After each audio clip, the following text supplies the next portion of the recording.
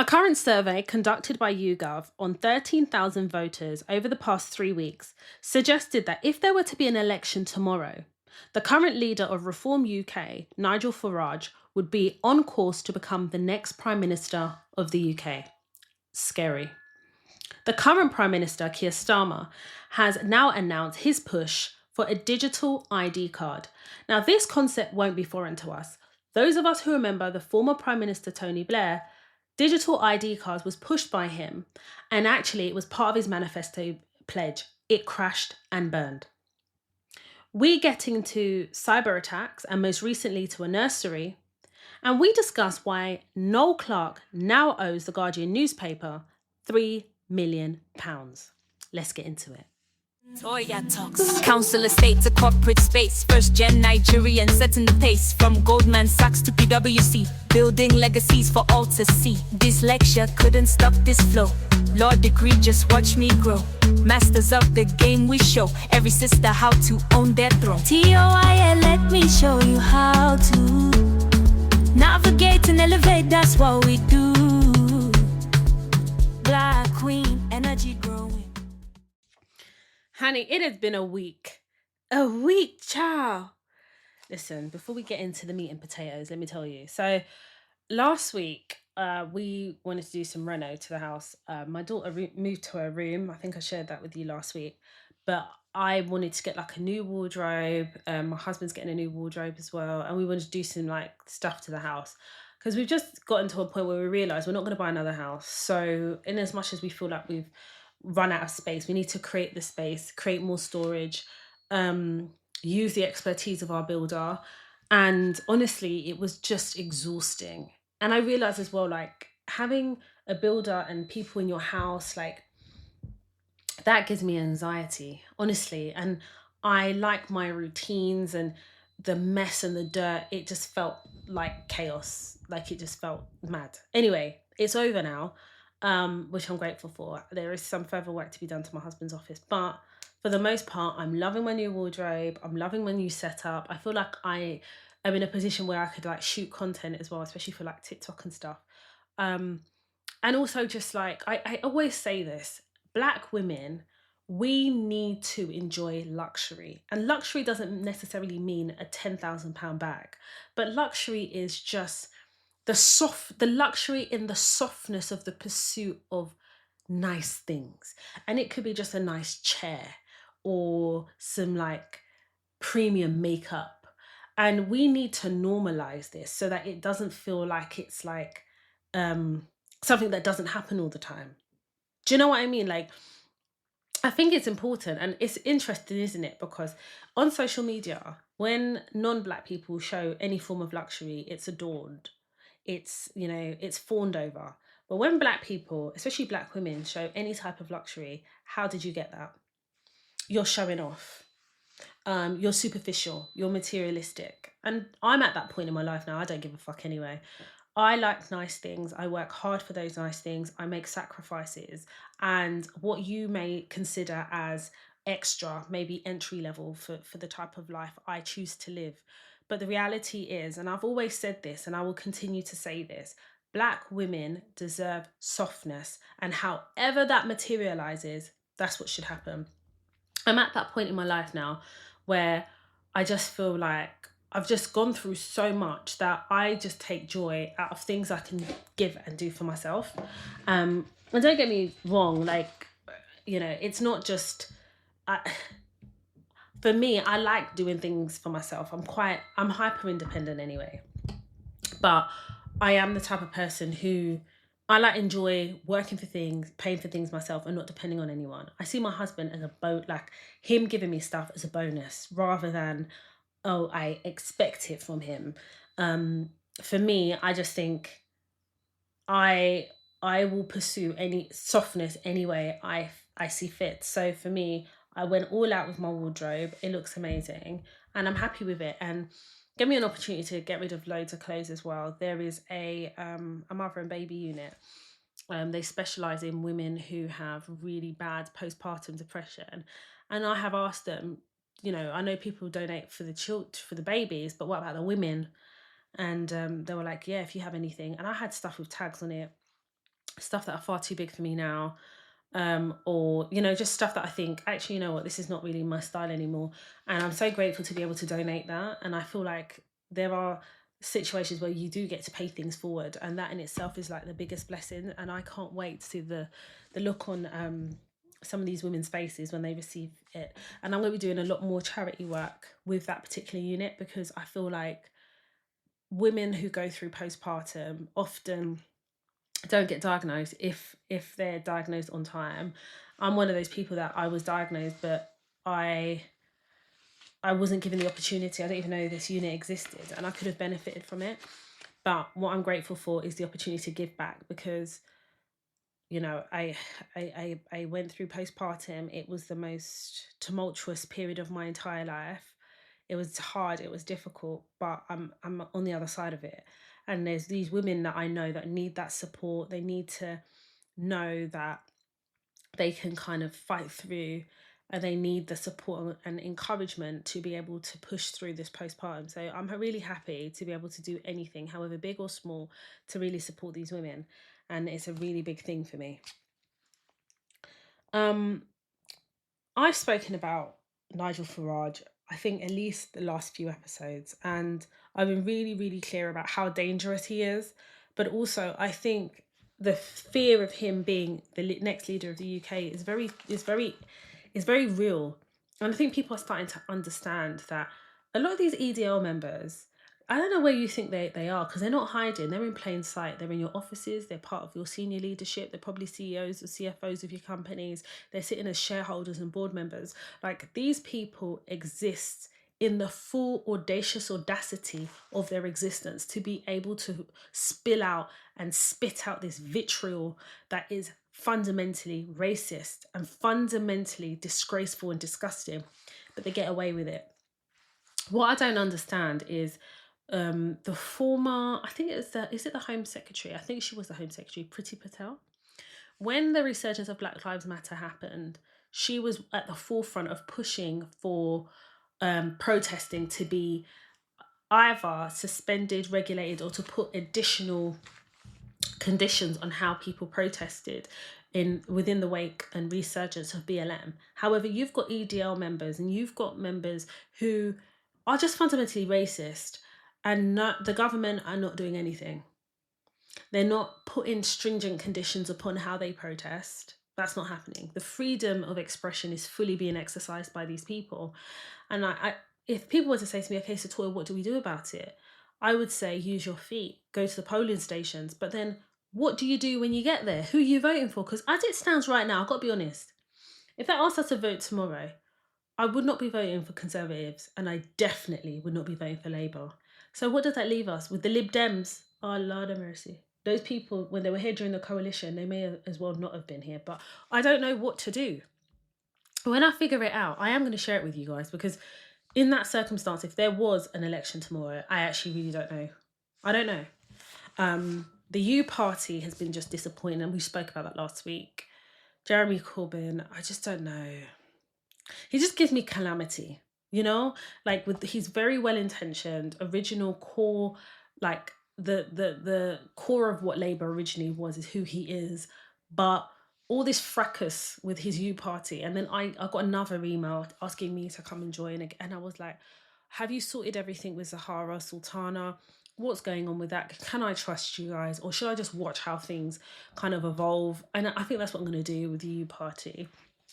Again, if anyone has access to Jeremy Corbyn or anyone in his inner circle, can you please reach out to him or reach out to me, or just put us together? Because I'd love to have Jeremy Corbyn on my podcast. I really would. I've got so many questions. Trotted. I'm going to take him back, way back. We got to talk. Because I feel like in order for us to really understand this whole U Party and what's happening and where it's going, I feel like you need to talk to him. I don't know how to get hold of him. Like, I'm just like, what? A teardrop. Like, I'm a small cog in a wheel. So maybe he doesn't want to go on here. I don't know. But I will try. I'll continue to try. But calling out for any help and support to make that happen, because I think it would be absolutely fantastic. I'd go to him. Y'all know I don't like leaving my house. I would go, because I've got so many questions, especially the current socio-economic climate, the current political climate as well. I think it'd be interesting to hear his perspective, irrespective of whether he's a leader of a party that he's now established. But where is the direction we're going in? How did we get here? And what can we do? Because I think the question is, what can we do now to change course? Because the course correction has to come from us in terms of who we vote for. Like, what? And the thing is, once you've voted for these people and they come in, there's nothing you could do. There's nothing, So I don't know, but I'm gonna stay abreast of that. More pressing is Keir Starmer and these digital ID cards.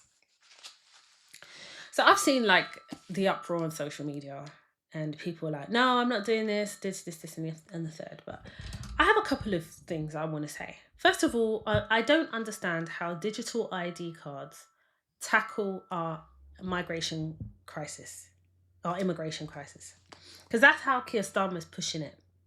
But I'm not understanding how it will do that, because we have passports, we've got driving licenses, we have national insurance cards, which are not used as ID. I get all of that, but I don't get how much more a digital ID, because everything will be captured in this one digital ID card. But I don't get how it if you get stopped by the police tomorrow, they ask you to produce, if you don't have your information, you would take your passport, a proof of address, driving license. So I don't get how different that. I don't get it. So is this digital ID card replacing those things? I think that I need to read more. But what is scary is the Tony Blair Institute. Yeah, you got it. Tony Blair Institute. Owned, run, functioned, CEO'd by the former Prime Minister of the UK, Tony Blair, have done this whole kind of research, investigation, thought out plan about how digital IDs will be introduced, implemented, and how it will function. So Keir Starmer is now basing his need and want to pursue this on the Tony Blair Institute. Now, what becomes dangerous is, in my opinion, is Tony Blair, when he was the former Prime Minister, he tried to push for digital IDs. You've got the Tony Blair Institute, which they have a lot of money. They have a lot of donors. Now, if 2 and 2 equals 4 and 4 plus 4 equals 8, then digital ID cards and the Tony Blair Institute equals a problem. To me, I just don't see how this benefits us, but what it does do is take away our autonomy. How? Well, if you now demand that everybody has a digital ID card and everyone's details and information is going to be an essential, I don't see how you have much freedom to do much without it kind of going back to this centralized card or this centralized port. Given the rise in cyber attacks, and if you understand digital data mining, if you understand why these cyber attacks are happening and what is happening off the back of cyber attacks, you should be actually petrified and scared of the possibility that digital ID cards will now be a way of life. I do counter this by saying a couple of things. A lot of people that are complaining about these digital ID cards, some of you are not okay, because you're the same people that took this COVID vaccine. Now, what does this COVID vaccine got to do with digital ID cards? Well, do you not think they were mining your data when you were getting this COVID vaccine? Do you not think they took your details down, understanding the dose, all this information that you gave them freely? So you might as well accept a digital ID card, because somewhere has all your information, including probably all your DNA genetic kumbaya in a system. And here you are now arguing about digital ID cards. It doesn't make no fucking sense. Do you know what I think? Those people who got the COVID vaccine, it should be mandatory that you're the first rollout of this digital ID card. Because those of you who weren't mandated to get the COVID vaccine, i.e. it wasn't a prerequisite for your jobs, those of you who freely made the decision, those of you are the ones that should be rolled out first, digital ID. I'm not talking about people who had no choice because it was part of keeping their job. I'm not talking about you guys, because y'all didn't have a choice. Those of you who said, "Oh, I'm getting this vaccine so I can go on holiday," they should test this digital ID card on you guys. Now, in Europe, I know they have ID cards. I don't think it's digital. Well, actually it is, because they've got a little chip inside the card.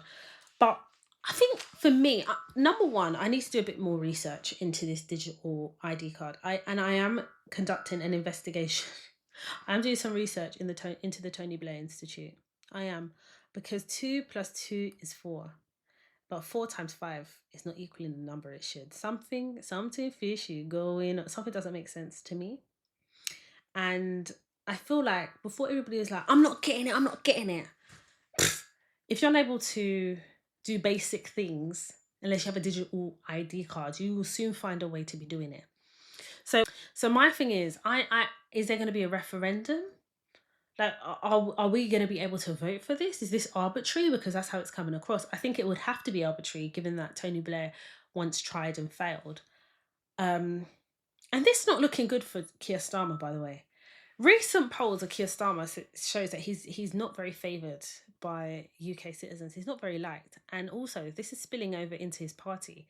They don't really like him in his party, you know. Oh, let me tell you. The girls and guys are talking, honey. There is rumblings. And if Keir Starmer is not careful, they'll oust him out. One thing we know about Labour, they will change a leader, honey. They will change a motherfucking leader. Yes, they will. Yes, they will. Don't let me start. Y'all know we covered all that. But Labour are not afraid to change course. That's what they call it, changing course. Honey, y'all changing direction, course, and everything. So yeah, let's just kind of keep the finger on the pulse of that. Digital ID cards. Noel Clarke. Y'all know who Noel Clarke is. If you don't, go and do your Googles, because this guy makes me tired. So Noel Clarke has been accused of all sorts, from harassment to inappropriate behaviour to women on set, you name it. He has had extensive accusations made. There was a police investigation, and oh god, I don't know what's happening with my mic. Honestly, the devil is working hard today. I don't know if it's too close, too far. I don't know what this is. Anyway, so obviously the Guardian newspaper then done an investigation. Okay.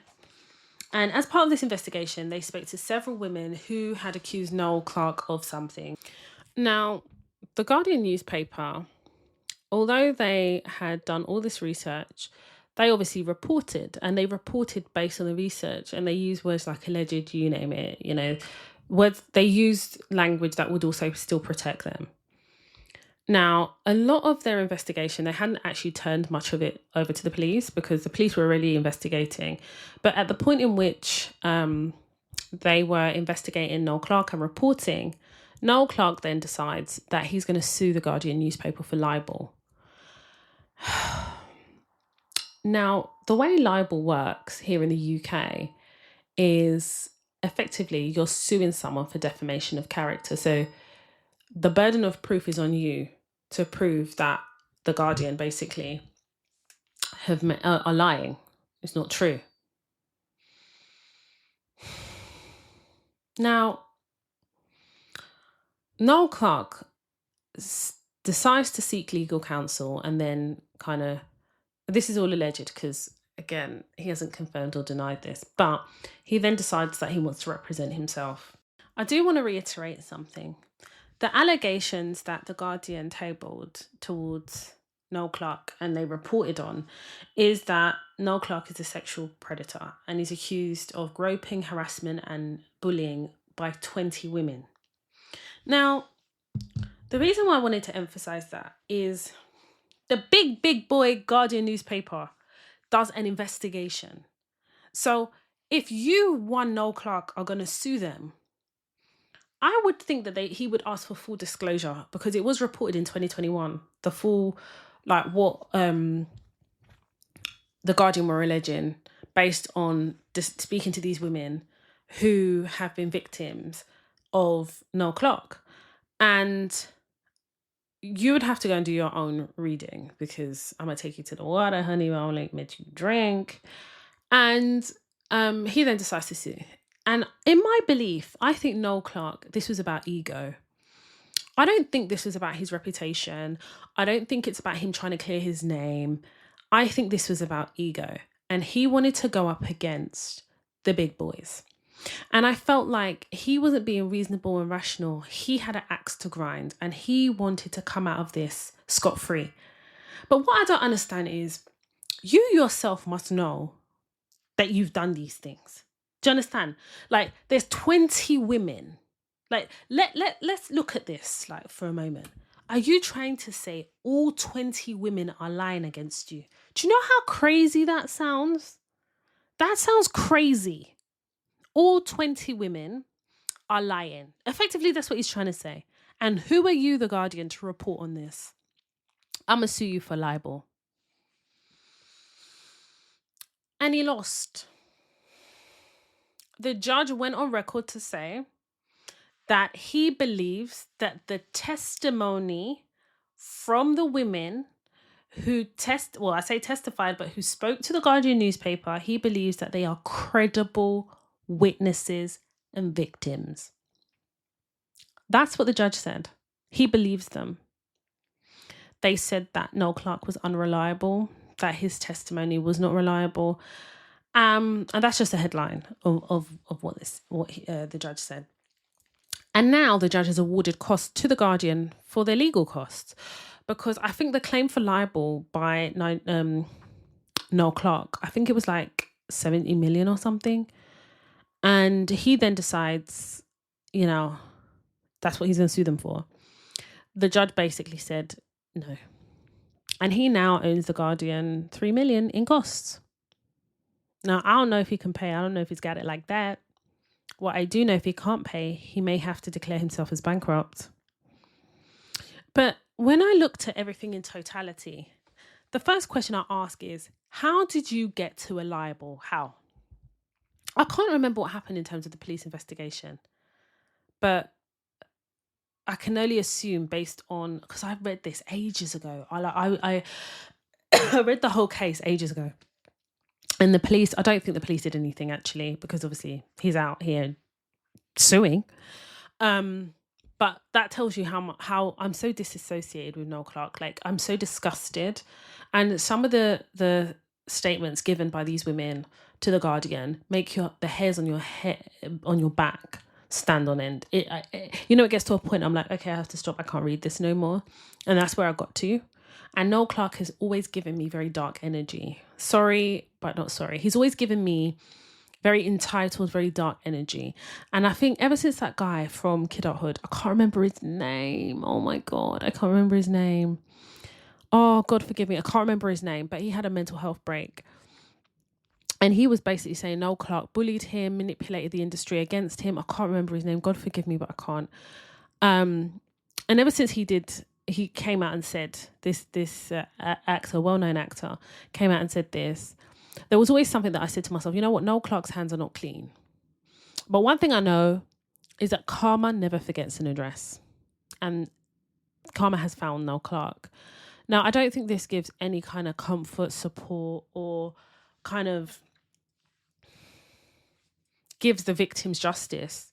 But I think what this does do is give a textbook exercise on how ego can cause you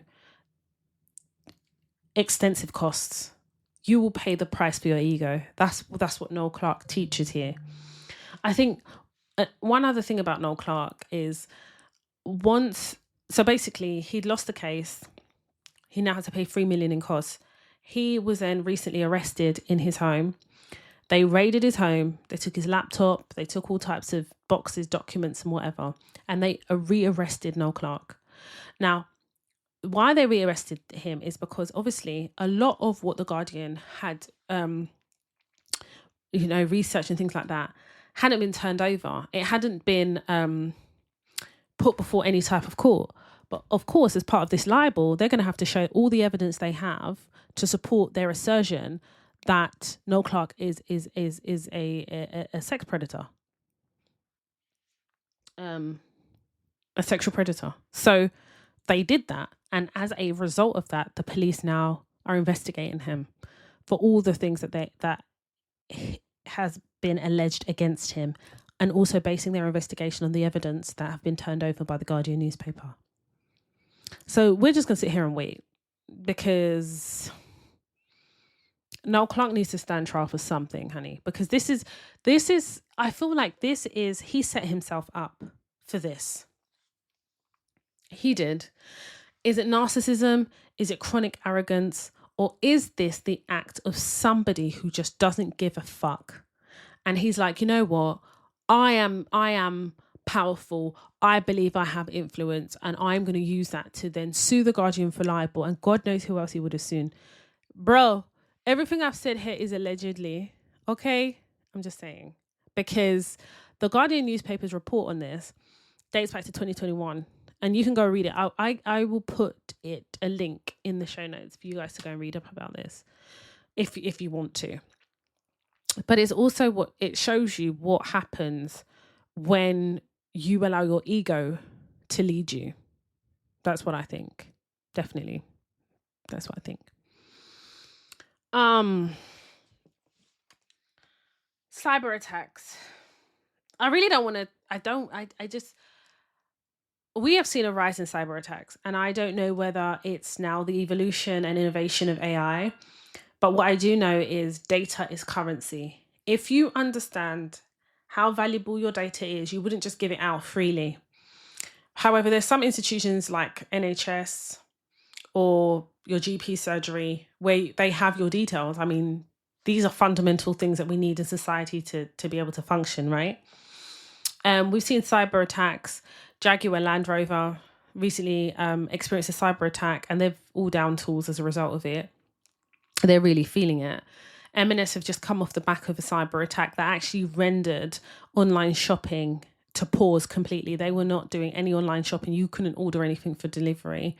And there's so many organisations and businesses that have suffered these cyber attacks. But most recently, it's been a nursery. Do you know how sick, demented, deranged, sectionable you have to be as a cyber attacker to go for nurseries?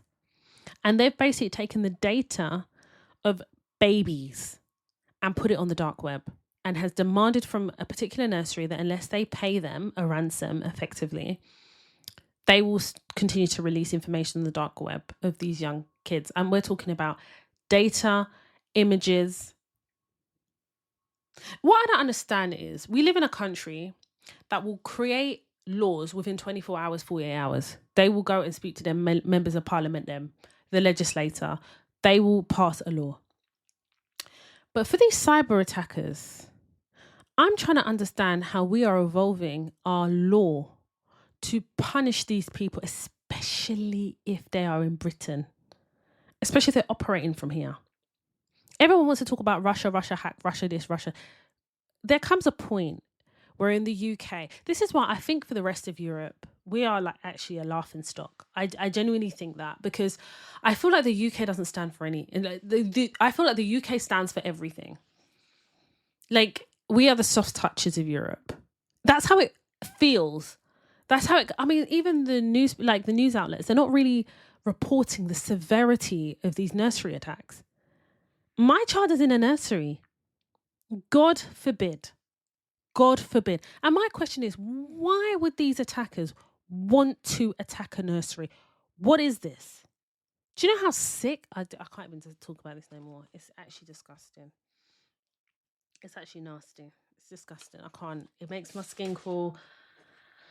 I can't. Okay. Skims and Nike collab. Skims, Kim Kardashian owned. Well, partly owned, but let's not get into that. They're doing a collab, and Nike have not chosen to design these pieces. They've decided to collaborate with Skims. And I will go on record and I will continue to say that Kim Kardashian is a mogul. Like, she knows how to create a business, create the marketing, be the marketing, and she knows how to do these collabs. She's done a collab with Beats by Dre. They've done other collabs as well, but this Nike collab, now, I've seen the pieces and I don't think they're great. Like, I don't look at them and think, oh, I have to have it. No, because a lot of it I thought already exists as part of the Skims ecosystem. But the collaboration with Nike legitimizes Skims in the athleisure market. That's what it does. Now, bearing in mind, Skims is already in the athleisure market, but I feel like having that sign off from Nike, that credibility, and this is the reason why Skims continues to soar. So as part of this Nike collab, they saw athletes from UCLA and USC wear these outfits. You've got Serena Williams in the marketing campaign. And if we have to think about how marketing works, or at least this collaboration and significance with Nike, Nike could have done this by themselves. But they understand how the influencer market works. They understand the power that that Skims wields. They understand the market that Skims sits in. It would make sense to kind of utilize the mutual benefit of a collaboration. And, you know, one thing I like about Kim is she really embodies Skims. She is Skims. It's almost like she built a brand template on herself. And yeah, okay, you know, you can talk about the influence of Kanye, but the reality is she used the influence to her advantage. And she's sitting very firmly in the respect that I feel that she should get for her business prowess. So whatever you think about Kim Kardashian, you know, you get all these emotive people that start telling you all this stuff. Kim Kardashian as an individual is very problematic. Be it from her 12-year-old daughter being dressed like I don't know what, to her kind of exploiting to a degree Kanye West, to her appropriation of Black culture, which Kanye West gave her access to as a Black man. She's problematic. But when I look at her as a business person, I have much respect for her. Her rise through Skims and where Skims is now needs to be studied. Like, it is marketing goals. So however you feel that she has done, she's firmly placed herself in the market, which has been dominated by those who have been in the market for a really long time. And she continues to innovate and evolve. As part of this Skims and Nike collection, you'll see matte pieces, shine, vintage, seamless, and accessories.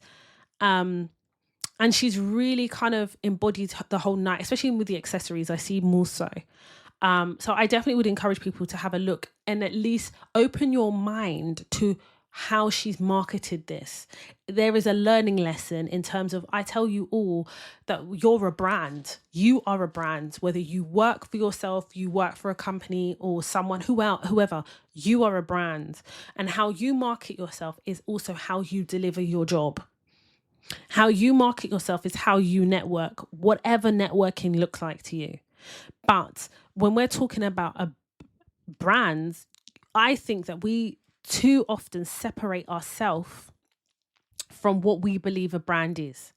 And I've always long said, you are the architect of your career. You are a brand. So if you're going to take anything from Skims and that whole collab with Nike, it's about how you associate yourself to solidify yourself within your industry.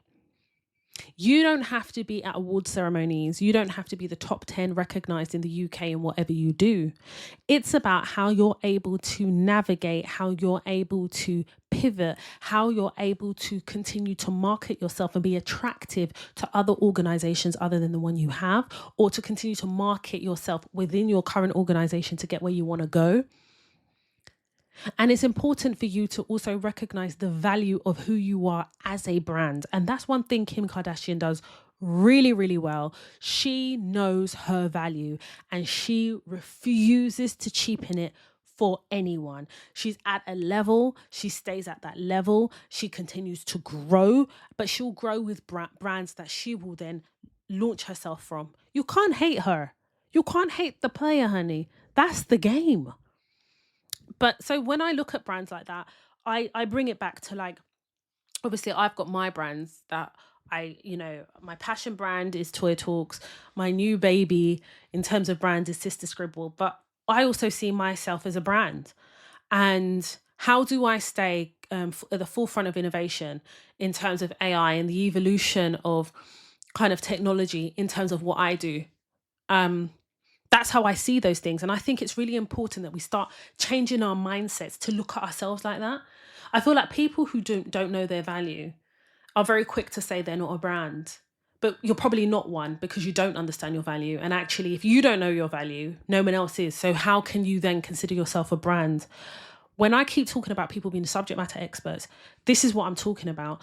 Positioning yourself as a brand. You can come into an organization new. You can come into an industry as new.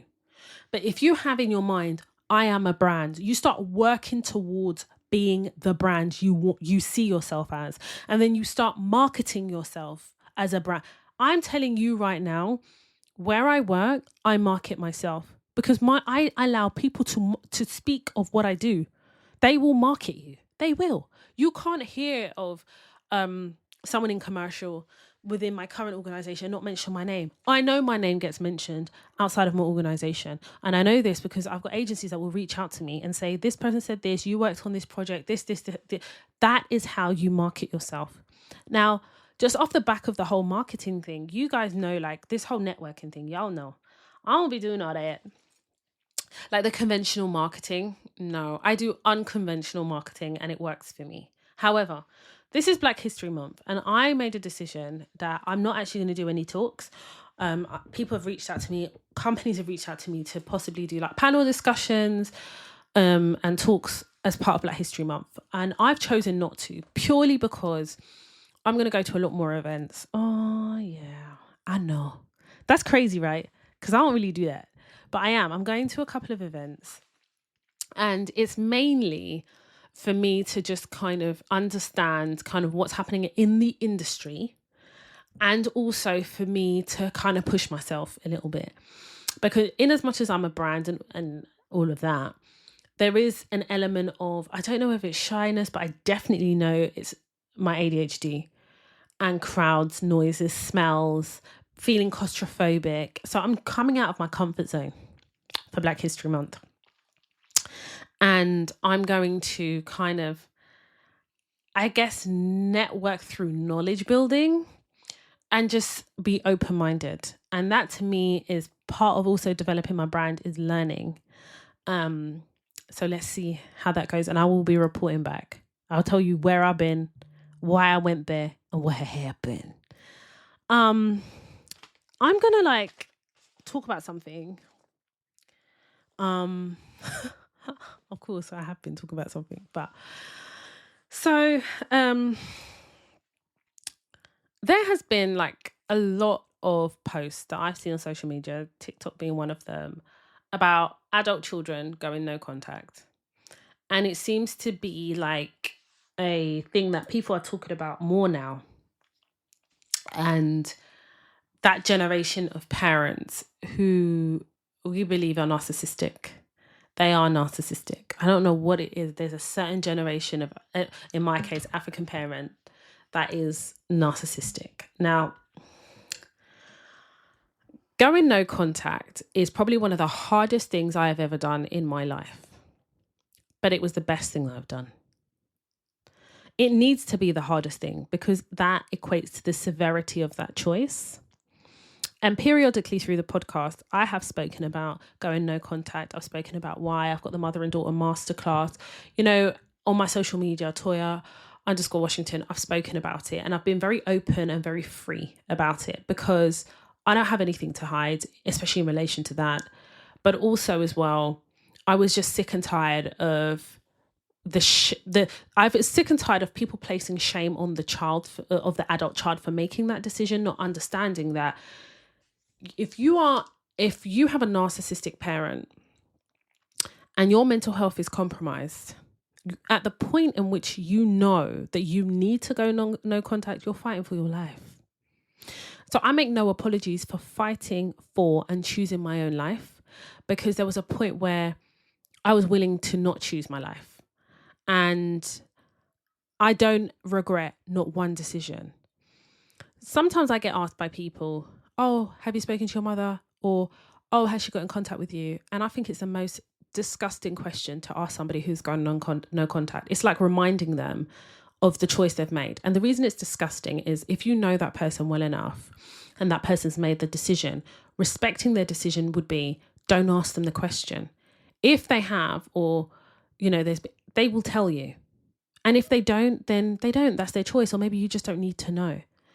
I don't have anyone around me that asks me about my mom. There was this one person that asked me one time. She will never ask me that question again, because me and her are not friends and we don't have vibes like that.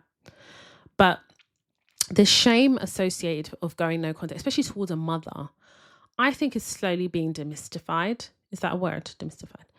Demister. I've got a demister on my car. Yeah. I think that I just want to quickly share something. So I made a promise to myself, and more so just to respect that, also out of respect for myself in terms of my mental health, I really don't want to talk about my birthing story. Every midwife that came to my house, read my notes, I spoke to, they left here crying. That will tell you the severity and the seriousness of my birthing story. I fought for my life, fought for my child's life, and I almost didn't make it. But I'm here. I was in hospital for 10 days. I was in labour for 5 days. So you can only imagine what went on, to the extent that the hospital invited me in for a meeting and basically pleaded with me not to sue them. I was dealing with so much, and I was raising a newborn baby. I wasn't even in a space to even consider suing them. The only reason why I'm not suing that hospital, the only reason, is because I'm choosing to walk away. Because if I was to sue them, I would go all out. I would go to the press. I'd do the press rounds, everything. But I'm at that point in my life where I'm like, Toy, you could do that. And you can pour all this energy into that. But where you're going right now, you don't have the space to deal with that, because I would also have to be in therapy while I'm doing that. I'm already in therapy. I don't need to be in therapy for that. I've worked through a lot of my trauma associated to what happened to me. And I have accepted that ancestors, more than anything, came through for me. So to honor them, I've sought permission from the ancestors to let that be. I want to give you context of something. I've had a very tempestuous relationship with my mum from as early as I can remember. And I have gone through so much with her. However, 5 days into my hospital stay, I still hadn't given birth. It was a lot. I actually thought, okay, I might not survive this. Kay had been in the hospital back to back. And I said to him, listen, I'm having these contractions. The baby's not here. Just go home and rest. Come back in the evening. And he did. When he left, I decided to contact my mum. When I think about why, I don't actually understand why. Like, now I look back, I'm like, but I can assume the vulnerability, and I had to confront my own mortality. And I thought, if I was to go and Kay was raising our child as a single dad, the only connection she would have would be my mom and my siblings. So I guess even though me and my mom hadn't spoken, I figured at that time that being faced with my own mortality would be enough for her to be a mother. Quite simply. And as I called her, she acted like she didn't know who I was. It was just fucking weird. I told her kind of what was going on. And it was like she was just stoic. It was just weird. Like, it was just mad. I don't know how you could hear what I said and just be, I was like, I might not survive this, Mum, because this is what's been going on. She did call me back a couple of times. So after that initial conversation, it felt like nothing. And she did call me back. And she was asking me more probing questions. But the biggest question of what hospital are you at? She didn't ask me. She didn't ask me kind of what the prognosis was. She didn't ask me. And that's when I realised this woman doesn't care. If I was to die tomorrow, this woman does not care. Her narcissism is so deep-rooted, she cannot remove herself and be selfless, because narcissism, there's no selflessness in narcissism. Okay? I ended up giving birth. I was in hospital for a total of 10 days. I'm giving high level here because if I was to go into detail about my mum, it's just long.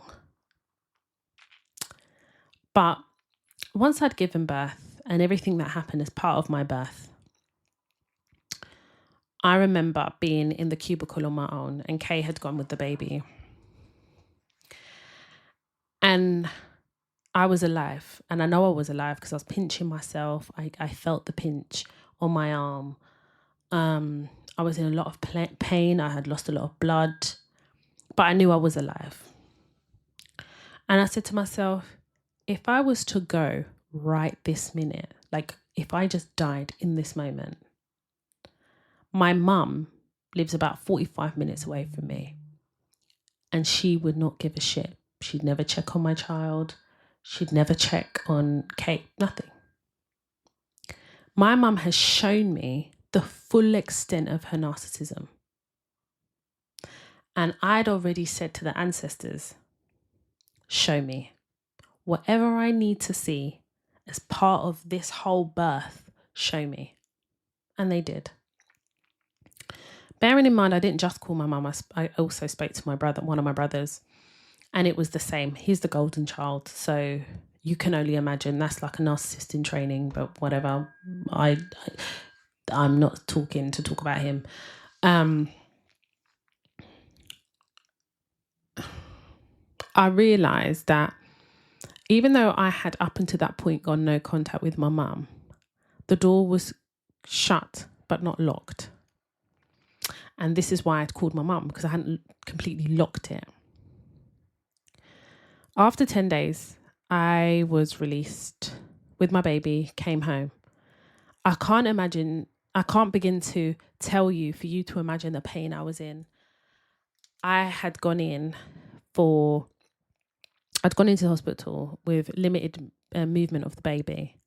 I was admitted and that's where my story began. And 10 days later, I'm in the most immense pain. 10 days of my life, that felt like forever. I'm now home. I sit there with my baby, not knowing like, okay, this is not how I thought it would be. In terms, I thought my birthing story would be completely different. I'm like, there's so much trauma that I now have to work through. I'm going to have to go back into therapy. And I sat in the living room with my baby in my hands. I'd been home for about 2 hours. Then I get a call from this number.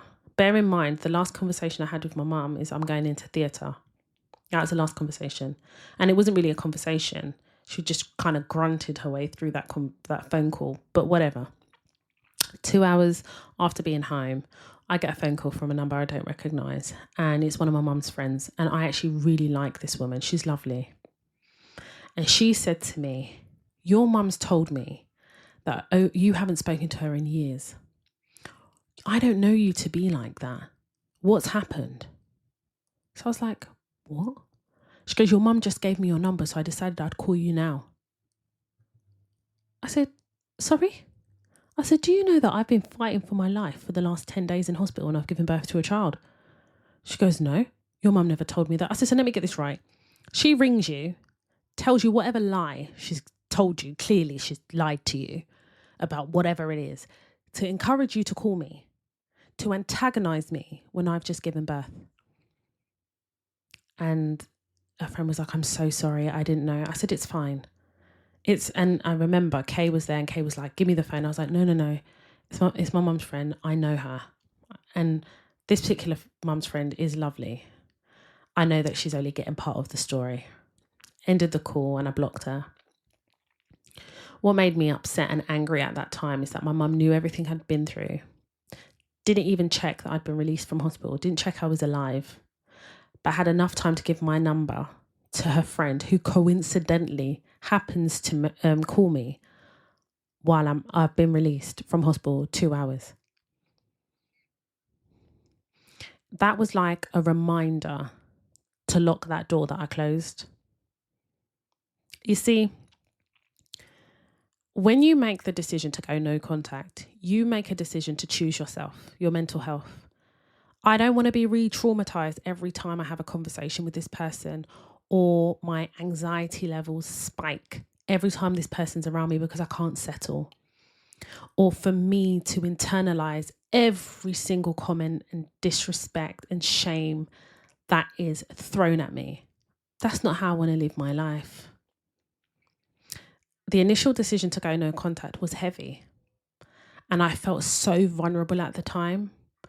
But I knew I couldn't continue like this because it was just chaos all the time, every time, like living on a tightrope, not knowing when this person is going to combust, not knowing if I'm good enough because this person tells me I'm not, knowing that my self-esteem has entered the critical level of the bottomless pit of nothing.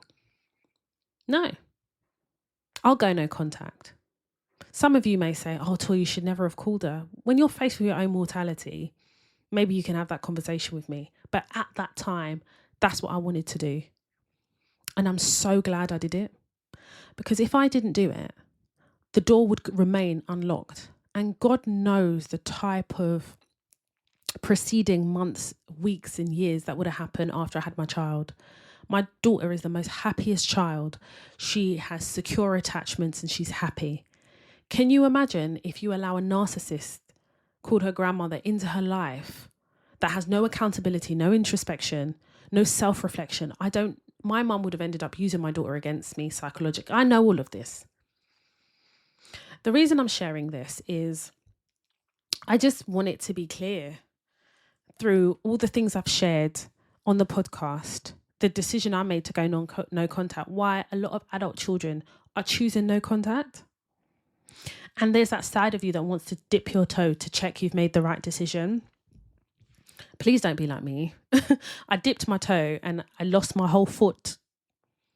But I'm sitting here in front of you saying, I'm so glad that I did go through that, because I think I needed that confirmation that I wasn't just making this decision for myself. I was making it for my child. I was making it for the peace of my future.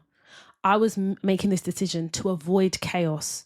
I live a very peaceful life. Like, my life is peaceful in terms of just living free and just not feeling like I'm not good enough or having this anxiousness about myself. I don't have that.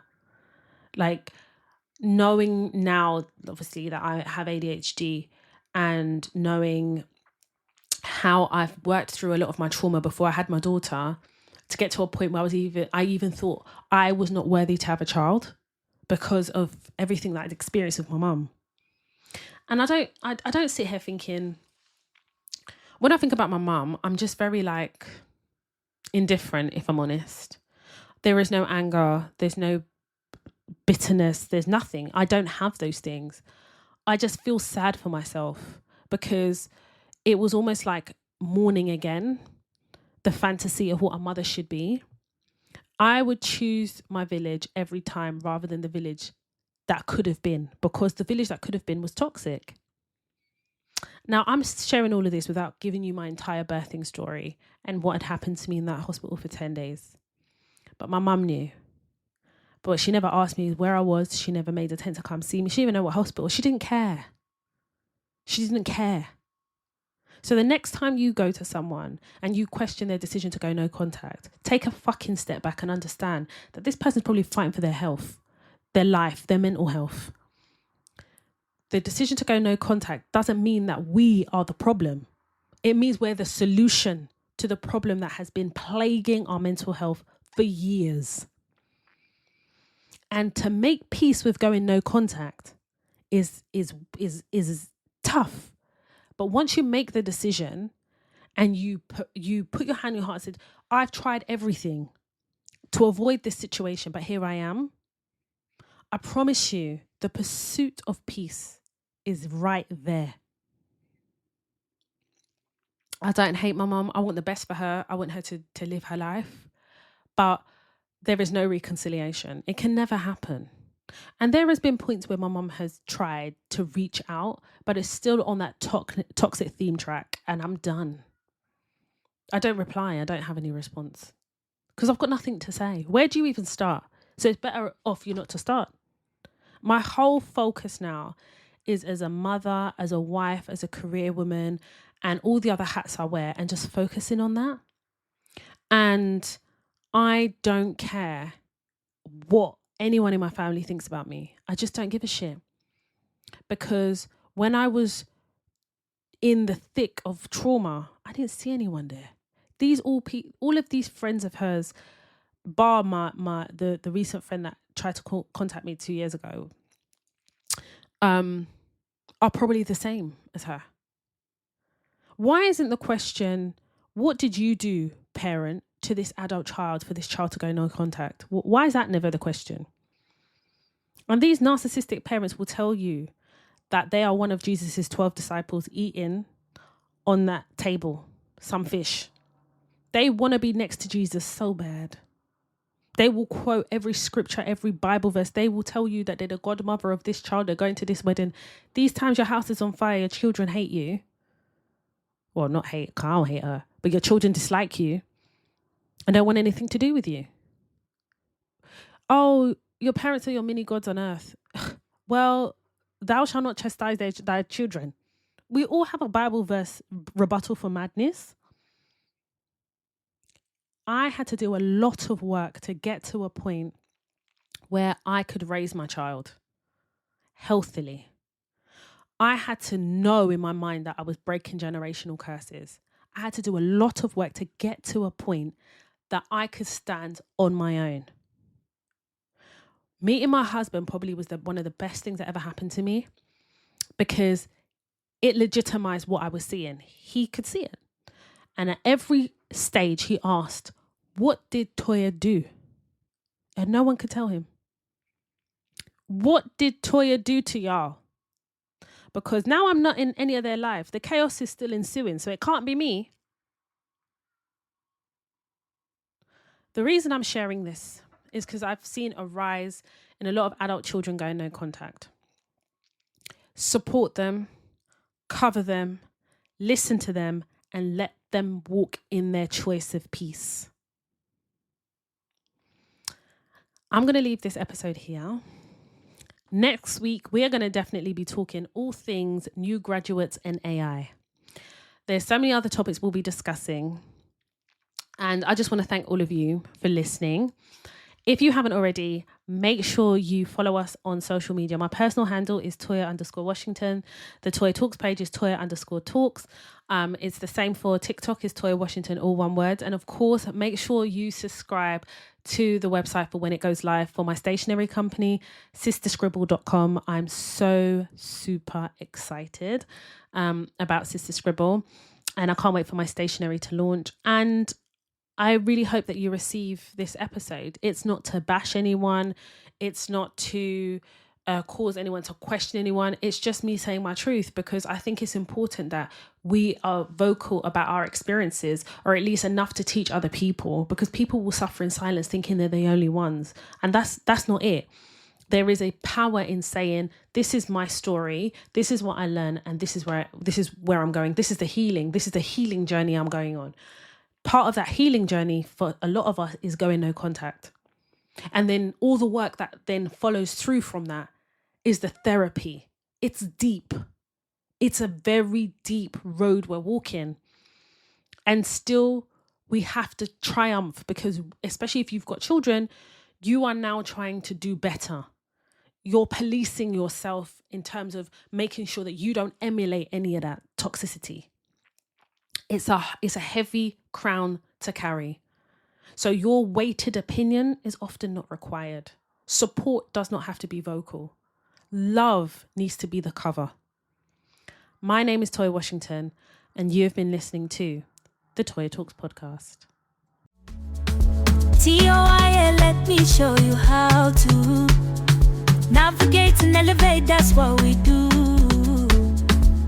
Black queen, energy growing, no fantasy, just real talk. From classroom dreams to boardroom walk. Black woman power, watch it shine. Breaking barriers, redesigning time. From Tottenham roads to CEO, every step teaching what we know. Not just surviving, but thriving more. Opening every closed door. Toya Talks. Toya Talks. Toya Talks. Black queens to the top and we're still going.